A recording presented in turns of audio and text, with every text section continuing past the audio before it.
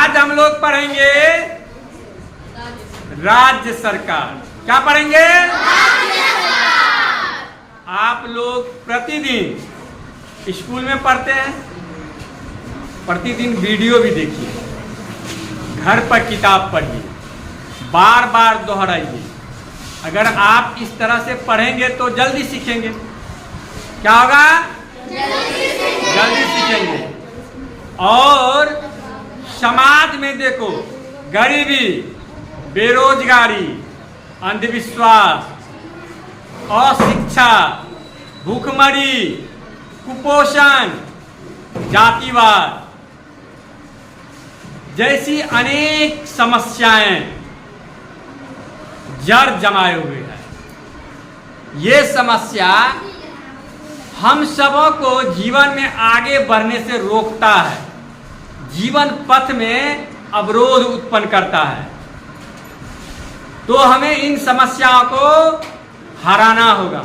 हमें इन समस्या को क्या करना होगा? ये समस्या मानव सभ्यता का सबसे बड़ा दुश्मन है। ये समस्या मानव सभ्यता का क्या है? कौन कौन समस्या मानव सभ्यता का सबसे बड़ा दुश्मन है? गरीबी, बेरोजगारी, अशिक्षा, भूखमरी, कुपोषण, शोषण, ये सारी समस्या लोगों की और समाज की सबसे बड़ा दुश्मन है। इन दुश्मन को हमें हराना है और इस दुश्मन को हराने का सबसे बेहतरीन, सबसे कारगर हथियार जो है उसका नाम है शिक्षा। उसका क्या नाम है? शिक्षा। शिक्षा के बिना इन दुश्मनों को हराना आसान नहीं होगा। अगर हम शिक्षित हो जाते हैं तो अशिक्षा नामक दुश्मन आपसे आप हार जाएगा। अगर समाज के सभी लोग शिक्षित हो जाते हैं, पढ़ लिख लेते हैं, तो अशिक्षा हार जाएगा कि जीतेगा? हार जाएगा। और अशिक्षा को हमें हरा करके ही दम लेना है और इसको जड़ से उखाड़ के फेंक देना है। अशिक्षा को क्या करना है? जड़ से उखाड़ के फेंक। इसके लिए आप सबों को, समाज के सभी वर्गों को, सभी लोगों को, सभी उम्र के बच्चों को, सभी उम्र के व्यक्तियों को क्या करना पड़ेगा? पढ़ाई करना पड़ेगा, विद्या अध्ययन करना पड़ेगा। करना पड़ेगा कि नहीं? इसके बाद अगर हम लोग पढ़ लेते हैं तो जब हम लोग शिक्षित होंगे तो इन दुश्मनों को हरा पाएंगे। इसलिए हम सबों को शिक्षित होना है, मन से पढ़ना है। अगर आप गरीब रहेंगे, आप बेरोजगार रहेंगे तो आपका जीवन बहुत कष्टमय है। समाज में आपका मान सम्मान पर ठेस पहुंचेगा। अगर आप गरीब रहेंगे तो आपका, अगर आप गरीब हैं तो सबल वर्ग आपका क्या करेगा? शोषण करेगा। क्या करेगा? शोषण करेगा। अगर आप शिक्षित रहेंगे तो आपकी ज्ञान का दायरा, आपके ज्ञान का क्षमता, आपके कार्य प्रणाली के तरीके में काफी सुधार हो जाएगा और आप इन शिक्षा के बल पर इन सबों को हरा करके जीवन के पथ पर आगे बढ़ पाएंगे। इसलिए सबको शिक्षित होना है, सबको पढ़ना है, प्रतिदिन स्कूल आना है, किताब भी पढ़ना है, वीडियो भी देखना है और यूट्यूब चैनल को तो सब्सक्राइब कर लेना है ताकि आप लोग को प्रतिदिन वीडियो मिलता रहे और आप जल्दी से जल्दी सीख करके शिक्षित हों और समाज को आगे बढ़ाएं।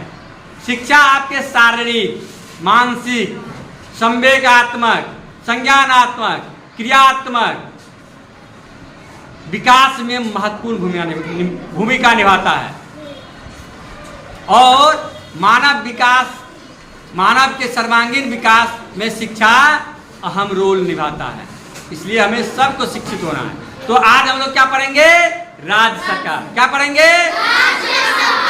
सरकार 3 स्तर पर होती है। सरकार 3 स्तर पर होती है। स्थानीय स्तर पर स्थानीय सरकार होती है, स्थानीय सरकार के अंतर्गत मुखिया हो गया, सरपंच हो गया, वार्ड मेंबर हो गया, समिति हो गया, जिला परिषद हो गया कि नहीं? उसी प्रकार राज्य स्तर पर राज्य सरकार होता है, राज्य स्तर पर, और केंद्र स्तर पर केंद्रीय सरकार होता है। केंद्र स्तर पर भारत जो है वह राज्यों का संघ है, इसीलिए प्रत्येक राज्य में राज्य सरकार का गठन होता है और राज्य सरकार के गठन के लिए विधानसभा का चुनाव किया जाता है। राज्य सरकार के गठन के लिए किसका चुनाव किया जाता है? जबकि लोकसभा का चुनाव करके केंद्र सरकार की स्थापना की जाती है, केंद्र सरकार का गठन किया जाता है और स्थानीय चुनाव करके स्थानीय निकाय का चुनाव किया जाता है। भारत में स्वतंत्र निष्पक्ष चुनाव का संचालन करने के लिए चुनाव आयोग का गठन किया गया है। किसका गठन किया गया है? चुनाव आयोग एक संवैधानिक संस्था है। चुनाव आयोग क्या है? चुनाव आयोग का यह जिम्मेदारी है कि वह स्वतंत्र एवं निष्पक्ष चुनाव करावे। किसी भी प्रकार का कोई भेदभाव जनता के साथ न हो, सभी को समान रूप से एक वोट देने का जो अधिकार, राजनीतिक अधिकार संविधान के द्वारा प्राप्त है, तो सभी को वोट देने के अधिकार को सुनिश्चित करे, सभी को वोट देने का अधिकार दे, स्वतंत्र और निष्पक्ष शांतिपूर्ण चुनाव को संपन्न करा करके स्थानीय निकाय के विधायक को, सांसद को, सभी सदस्यों को चुनने में, चुनाव का संचालन कर करके चुनने का काम करे। ये हमारे चुनाव आयोग का काम है। किसका काम है?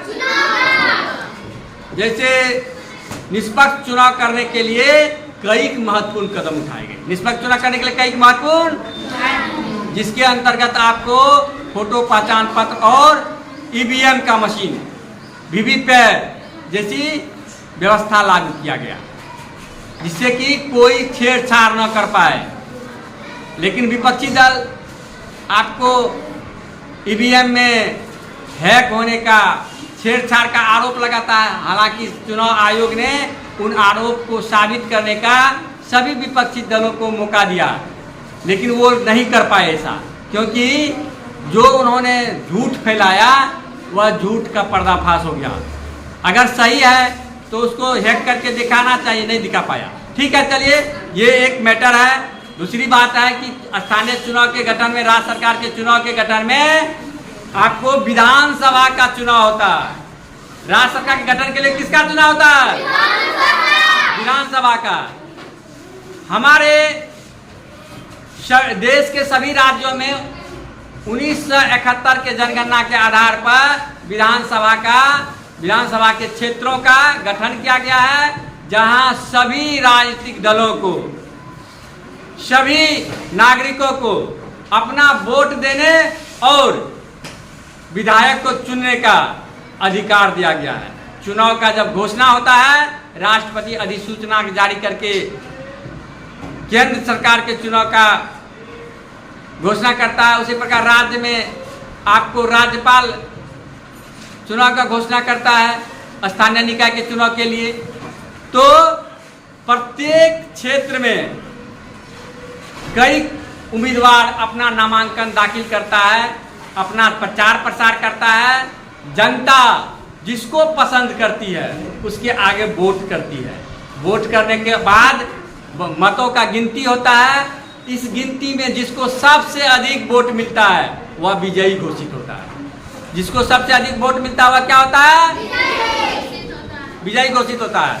और राज्य के कुल विधानसभा सदस्यों की संख्या या सीटों की संख्या का आधा से एक अधिक जिस राजनीतिक दल को प्राप्त हो जाता है वह अपना सरकार बनाता है। वह क्या करता है? बाकी के जो लोग जीत के आते हैं वह क्या करता है? वह विपक्ष की भूमिका निभाता है। वह क्या करता है? विपक्ष की भूमिका निभाता है और सरकार को जनता के हित में काम करने के लिए मजबूर करता है। सरकार को जनता हित में काम करने के लिए क्या करता है? मजबूर करता है। और सभी राजनीतिक दल अपने पक्ष में माहौल को करने के लिए जनता को प्रभावित करने और अपने और आकर्षित करने का कार्य करता है। जब चुनाव हो जाता है, सभी विधायक चुन के चले आते हैं, तो जिस बहुमत दल के नेता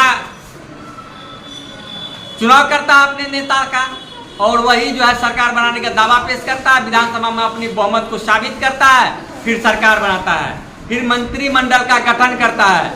मंत्रिमंडल अपने अपने विभाग का कार्य को देखता है, अपने अपने विभाग का कार्य को देखता है और संपन्न करता है और विकास का काम करता है। इस तरह से राज्य सरकार का गठन होता है। हमारे देश में कुल 6 राज्य ऐसे हैं जहां विधानसभा का भी गठन किया, विधान परिषद का गठन किया गया है। किसका गठन किया गया है? विधान परिषद का। जैसे बिहार में विधान परिषद है, कर्नाटक में भी है, महाराष्ट्र में भी है, यहाँ पर विधान परिषद है, यूपी में भी विधान परिषद है। विधान परिषद कुल विधानसभा के सदस्यों का 1/3 भाग हो सकता है, लेकिन इसकी कम से कम 40 संख्या होनी चाहिए। अपवाद भी है। इस तरह से जनता के बीच से जो चुन करके आते हैं वही सरकार बनाते हैं। जनता के बीच से चुन करके जो आते हैं वही सरकार बनाते हैं। तो आज हम लोग सरकार के बारे में जाने। आज हम लोग क्या जाने?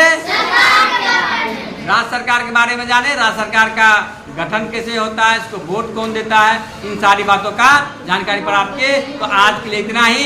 धन्यवाद।